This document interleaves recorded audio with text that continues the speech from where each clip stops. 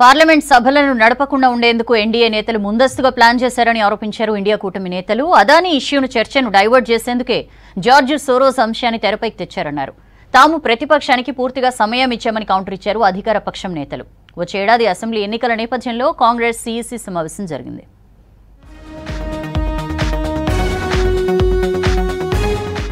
ఢిల్లీలో వచ్చే ఏడాదిలో అసెంబ్లీ ఎన్నికలు జరగనున్నాయి. ఈ నేపథ్యంలో ఏఐసీసీ మెయిన్ ఆఫీస్లో సీఈసీ సమావేశం జరిగింది. ఢిల్లీ ఎన్నికలపై చర్చించారు నేతలు. సమావేశంలో మల్లికార్జున ఖర్గే, రాహుల్, కేసీ వేణుగోపాల్ సహా పలువురు ముఖ్య నేతలు పాల్గొన్నారు. ఢిల్లీ అసెంబ్లీ ఎన్నికల్లో గెలిపే లక్ష్యంగా పార్టీ పక్కాగా వ్యవహరించేలా ప్రణాళికలు వేస్తున్నారు.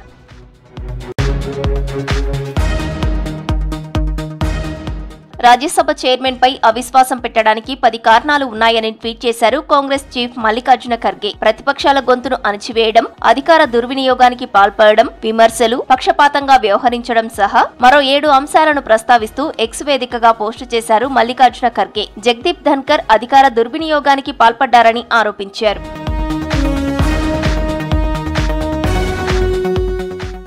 మల్లికార్జున ఖర్గేకు సభలో మాట్లాడేందుకు చైర్మన్ పూర్తి అవకాశం ఇచ్చారన్నారు బీజేపీ జాతీయ చీఫ్ జేపీ నడ్డా. ఖర్గేను ఛాంబర్కు పిలిచినా వెళ్లలేదన్నారు. సభకు సహకరించడం కాంగ్రెస్ కు ఇష్టం లేదన్నారు నడ్డా.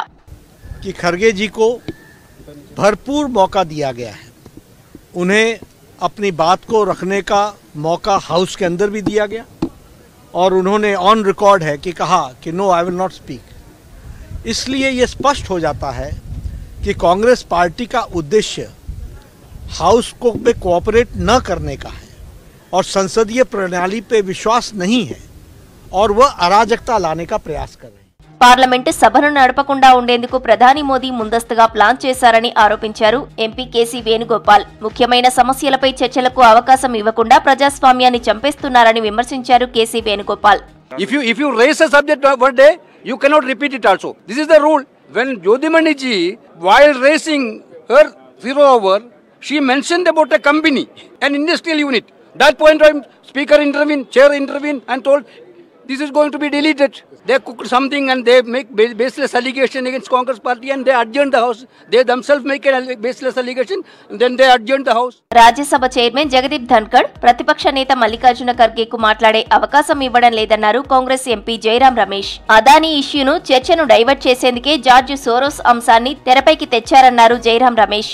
एलओपी खरगे जी चेयरमैन साहब से वक्त मांगा, बोलने की कोशिश की, पर चिल्लाने लगे सारे बीजेपी के सांसद और उनको बोलने नहीं दिया और चेयरमैन साहब ने रोका भी नहीं उनको और एकदम उन्होंने 2 बजे तक स्थगित कर दिया. వన్ నేషన్ వన్ ఎలక్షన్ చాలా ముఖ్యమన్నారు బీజేపీ ఎంపీ కంగనా రనౌత్. ప్రతి 6 నెలలకోసారి ఎన్నికలు నిర్వహించాలంటే ప్రభుత్వానికి పెద్ద మొత్తంలో ఖర్చు అవుతుందన్నారు. వన్ నేషన్ వన్ ఎలక్షన్ వల్ల అలాంటి సమస్య ఉండదన్నారు కంగనా రనౌత్.